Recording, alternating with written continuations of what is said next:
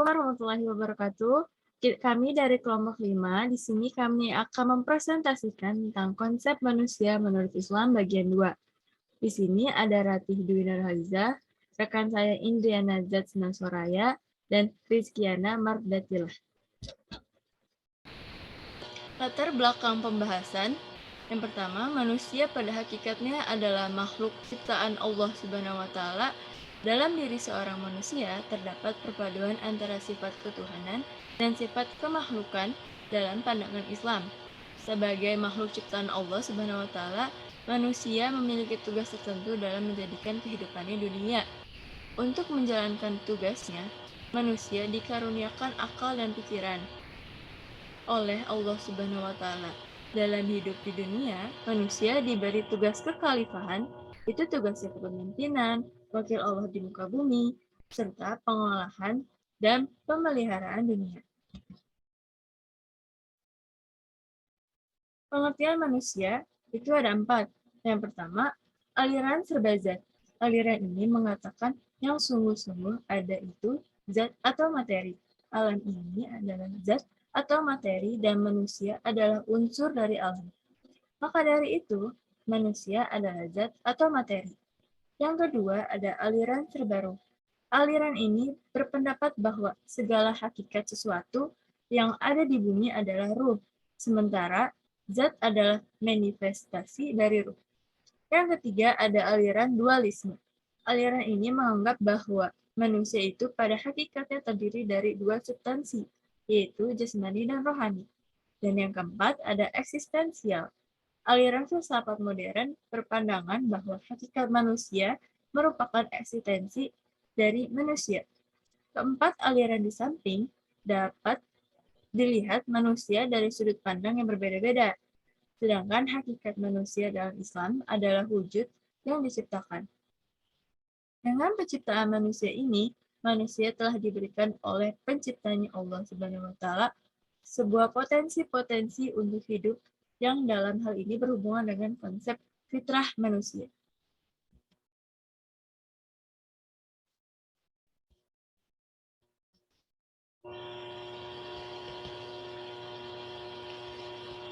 Penciptaan manusia menurut Islam. Penciptaan manusia menurut Islam ada 2 tahap.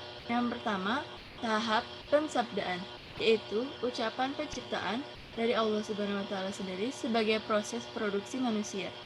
Yang kedua, ada tahapan reproduksi, proses reproduksi.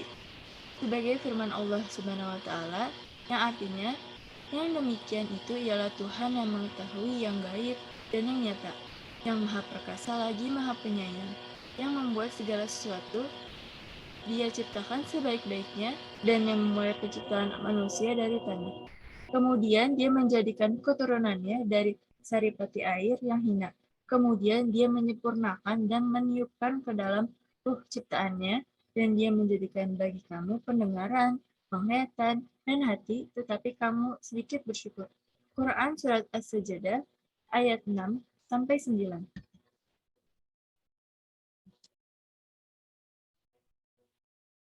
Peran dan tanggung jawab manusia sebagai hamba dan khalifah Allah.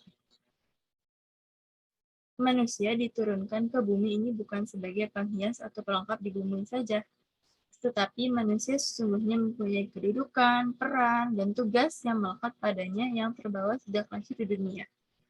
Ibnu Qayyim berkata, Allah Subhanahu wa taala memerintahkan kepada manusia untuk merenungkan penciptaannya, tidak hanya pada ayat di dalam Al-Quran, senantiasa saja manusia mau merenungkan tentang penciptaan dirinya. Maka apa yang ia temukan dari perenungan itu sudah mencukupinya untuk tidak berbuat ingkar kepada Allah sebagai hamba Allah. Manusia memiliki konsekuensi untuk taat dan patuh kepada penciptanya, manusia itu sendiri. Banyak dari ayat Al-Quran yang membuat keajaiban dalam penciptaan manusia.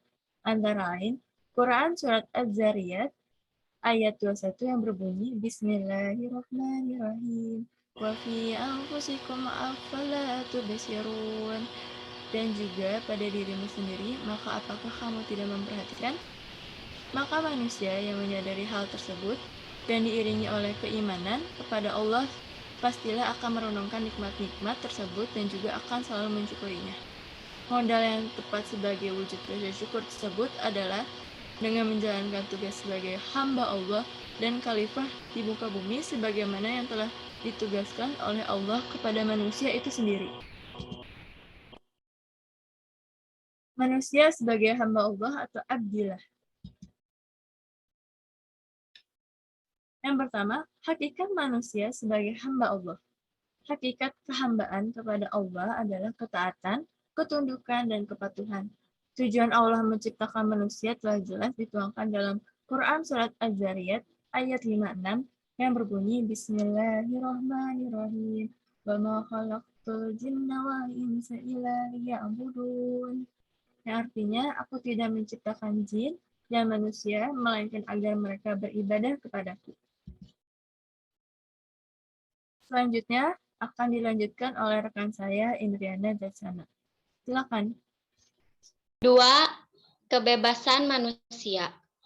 Manusia juga telah dianugerahi kemampuan dasar untuk memilih atau mempunyai kebebasan, diterangkan dalam Quran Surat As-Sam ayat 7-10 yang berbunyi, wa nafsim wa ma sahaha wal uhamaha fazuraha wa quwaha qad aflaha man kazzaha wa qad bamandasaha. Artinya, demi jiwa serta penyempurnaan atau ciptaannya, maka dia mengilhamkan kepadanya jalan kejahatan dan ketakwaan. Sungguh beruntung orang yang menyucikannya atau jiwa itu, dan sungguh rugi orang yang mengotorinya. Maksud manusia memiliki kebebasan untuk memilih jalan hidupnya. Bintu Syahid membagi ke dalam beberapa macam, yaitu kebebasan dalam arti umum sebagai lawan kata perbudakan, kebiasaan akidah, lalu kebebasan berpikir, serta pendapatan. Dan akhirnya kebebasan berkehendak. Kebebasan berkehendak adalah unsur yang paling sulit dalam masalah kebebasan. Karena kebebasan ini adalah amanat kemanusiaan yang di bawah manusia, dan dialah yang ditunjuk sebagai khalifah di bumi. 3. Tanggung jawab manusia sebagai Abdullah atau hamba Allah. Sebagai Abdullah atau hamba Allah, manusia juga memiliki tanggung jawab kepada keluarga dan menjaga keimanan keluarga. Allah berfirman dalam Quran Surat At-Tahrim ayat 6 yang berbunyi, hai orang-orang yang beriman, peliharalah dirimu dan keluargamu dari api neraka, yang bahan bakarnya adalah manusia dan batu. Penjaganya malaikat-malaikat yang kasar, yang keras, yang tidak mendurhakai Allah terhadap apa yang diperintahkannya kepada mereka dan selalu mengerjakan apa yang diperintahkan. 4. Tugas manusia sebagai hamba Allah. Manusia bertugas sebagai Abdullah karena berkaitan dengan proses kejadian manusia yang telah dikemukakan terdahulu. Dari uraian terdahulu dapat dipahami bahwa pada dasarnya manusia terdiri dari 2 substansi, yaitu jasad atau materi dan roh atau imateri.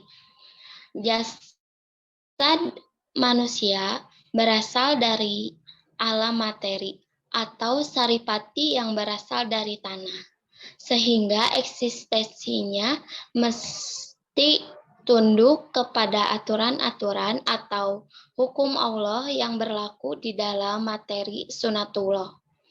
Secara ringkas, tugas manusia sebagai hamba Allah adalah mengabdikan diri kepada Allah Subhanahu wa Ta'ala dan beramal soleh.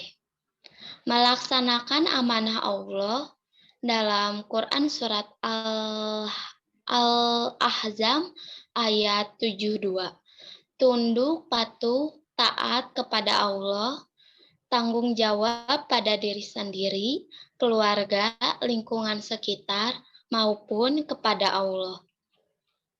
Melaksanakan amar ma'ruf dan nahi munkar, menjaga kesucian agama, dan menegakkan syariat Islam dengan cara berdakwah. Selanjutnya yaitu manusia sebagai khalifatullah, itu khalifah Allah. 1. Pengertian khalifah. Khalifah menurut bahasa berasal dari kata bahasa Arab, yaitu khalafa, berarti ganti, yaitu seorang yang menggantikan seseorang yang lain dengan melaksanakan tugas yang sama dengan orang yang digantikannya, atau melaksanakan setelah ketiadaannya orang yang dulu. Yang kedua yaitu konsep khalifah. Manusia sebagai khalifah. Khalifah adalah fungsi yang diemban oleh manusia berdasarkan amanat yang diterimanya dari Allah Subhanahu wa Ta'ala. Amanah itu pada intinya adalah mengelola bumi secara bertanggung jawab dengan mempergunakan akal yang telah dianugerahkan Allah kepadanya. 3. Peranan manusia sebagai khalifah. Ketika memerankan fungsinya sebagai khalifah, Allah di muka bumi ada 2 peranan penting yang diamanahkan dan dilaksanakan manusia sampai hari kiamat, yaitu pertama memakmurkan bumi, al-imrah. Yang kedua, memelihara bumi dari upaya-upaya perusakan yang datang dari pihak manapun, ar-ri'ayah. Selanjutnya keempat, tanggung jawab manusia sebagai khalifah. Allah berfirman, A'udzu billahi minasyaitonir rajim. Bismillahirrahmanirrahim. Wa idz qala rabbuka lil malaikati inni ja'ilun fil ardi khalifah. Qalu ataj'alu fiha man yufsidu fiha wa yasfikud dima wa nahnu nusabbihu bihamdika wa nuqaddisu lak. Qala inni a'lamu ma la ta'lamun. Dan ingatlah ketika Tuhan berfirman kepada para malaikat, aku hendak menjadikan khalifah di bumi. Mereka berkata, apakah engkau hendak menjadikan orang yang merusak dan menumpahkan darah di sana? Sedangkan kami bertasbih memujimu dan menyucikan namamu. Dia berfirman, sungguh aku mengetahui apa yang tidak kamu ketahui. Kandungan Quran Surah Al-Baqarah ayat 30 menjelaskan bahwa Allah lebih mengetahui atas segala sesuatu apa yang akan terjadi. Allah menjadikan manusia sebagai khalifah Allah di muka bumi untuk mengemban amanat yang Allah berikan dengan dilengkapi nikmat yang diberikan Allah, yaitu akal dan ilmu pengetahuan serta pemberitaan tentang diangkatnya manusia sebagai khalifah, mengandung hikmah dan rahasia dalam bentuk perdebatan antara malaikat dan Allah. Selanjutnya yaitu yang kelima, tugas seorang khalifah. Sebagai wakil Tuhan, manusia juga diberi otoritas ketuhanan, menyebarkan rahmat Tuhan, menegakkan kebenaran, membasmi kebatilan, menegakkan keadilan, dan bahkan diberi otoritas untuk menghukum mati manusia. Yang pertama, tamkin dinillah, menegakkan agama Allah yang telah diridhoinya dengan menjadikannya sistem hidup dan perundang-undangan dalam semua aspek kehidupan. Yang kedua, menerapkan undang-undang yang ada dalam Al-Quran, termasuk sunnah Rasul Shallallahu Alaihi Wasallam dengan hak dan adil, hak dan batil, kendati terhadap hak dan adil, kendati terhadap diri, keluarga, dan orang-orang terdekat sekalipun. 3. Menciptakan keamanan bagi umat Islam dalam menjalankan agama Islam dari ancaman orang-orang kafir, baik yang berada dalam negeri Islam maupun yang di luar negeri Islam. Keempat, menegakkan sistem ibadah dan menjauhi sistem dan perbuatan syirik. Kelima, berjihad di jalan Allah. Terakhir yaitu kesimpulan. Sesungguhnya manusia ini hanyalah hamba Allah yang wajib mengikuti syariatnya sebagaimana firman Allah dalam Al-Quran Surah Az-Zariyat ayat 56, yang artinya, tidaklah aku menciptakan jin dan manusia melainkan mereka hanya menyembahku. Dari ayat itulah kita dapat mengetahui tujuan kita diciptakan hanya untuk mengabdi dengan tulus kepada Allah. Oleh karena itu, kita wajib beriman dan bertakwa kepada Allah dan beribadah serta menyerahkan segala urusan kepada Allah.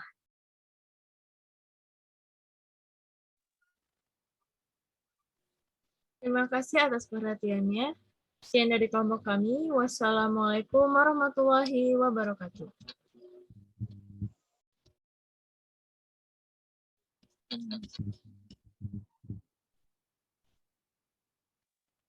Sesi tanya jawab dapat dilakukan di dalam kolom komentar.